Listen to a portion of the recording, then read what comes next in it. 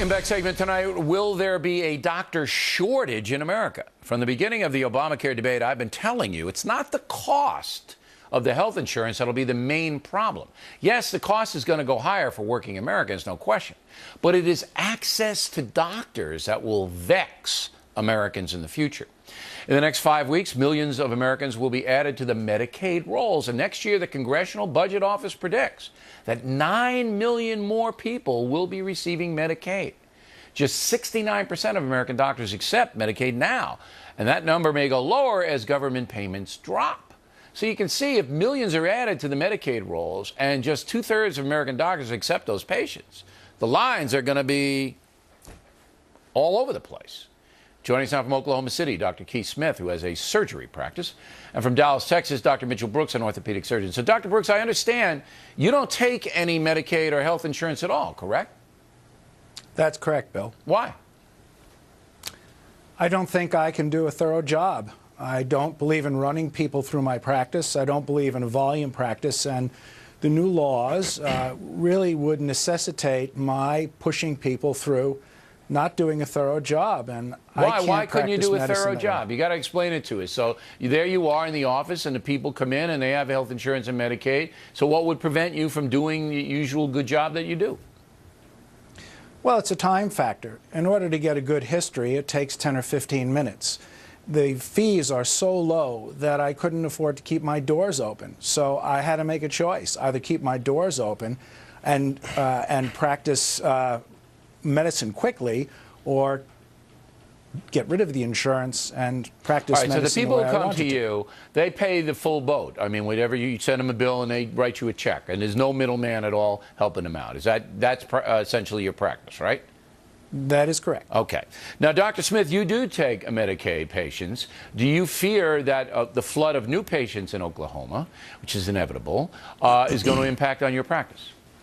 Actually, we don't take Medicaid patients, and for the same reasons Dr. Brooks just explained. The reason we don't is that I prefer to give care that patients need rather than that a bureaucrat tells me to give them. All right, I have to apologize for that mistake. I was told that you did take it. So you don't take Medicare. Do you take private insurance?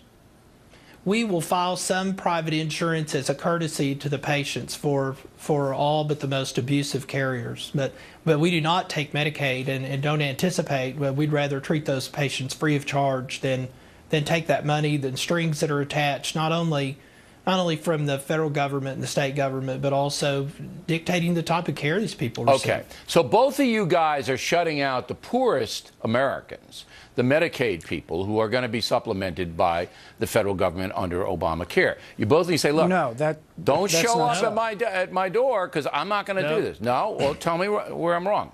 No, because if someone calls me and they need to be seen, and I would like to see them, it doesn't matter to me if they can pay me or not. Like Dr. Smith. All right, so you'll do it pro bono. You'll do Sure. it just okay. I'm not saying Absolutely. you're bad guys. I'm not saying you're bad guys. So you'll if somebody comes in, they can't pay, you'll treat them, and that's noble. But what I'm trying to get across is both of you guys don't take it, okay? So therefore, the doctors who do take it are going to be flooded with more and more patients because there's a lot of doctors like you guys. Am I wrong? You're right, and you're right. Okay. Yeah, more physicians will stop seeing them. Okay. Now, you say, Dr. Brooks, that more physicians are going to stop seeing them. Why? Why would they stop? Well, I would say that they would stop because there are a subset of physicians who really don't care to practice and to be dictated by a set of people who don't know what it's like. Do you share that opinion, Dr. Smith? Yeah, it's absolutely true. That's why I don't deal with Medicare either. I'd rather just tell the patient, come on in, let's get you taken care of. Precisely. Leave that silly card that you have that says whatever insurance company, Medicare in the car. If both of you guys are right, and more doctors say, you know what, I'm just not going to get involved with this. I got a decent practice on my own. I can make a living, treating what I want to do, the way I want to do. Then you're going to squeeze all of these 30 million people who are enrolled on Obamacare, if they can ever get the computer working, okay, into fewer and fewer doctors. And that is a recipe for chaos. Is it not, Dr. Brooks? It is indeed. And plus, as you've said, there are fewer and fewer doctors that will be practicing. We're going to have a substantial shortage of doctors by 2020, almost 100,000. And we're going to add 32 million people in total to the healthcare rolls. This is what I see coming up. Dr. Smith, last word. Do you see chaos in the future here? I see the emergence actually of a consumer market, because these Medicaid patients won't stand in line long, and they'll find very affordable care from physicians like Dr. Brooks and me. All right, doctors, we appreciate it very much. Directly ahead, Jesse.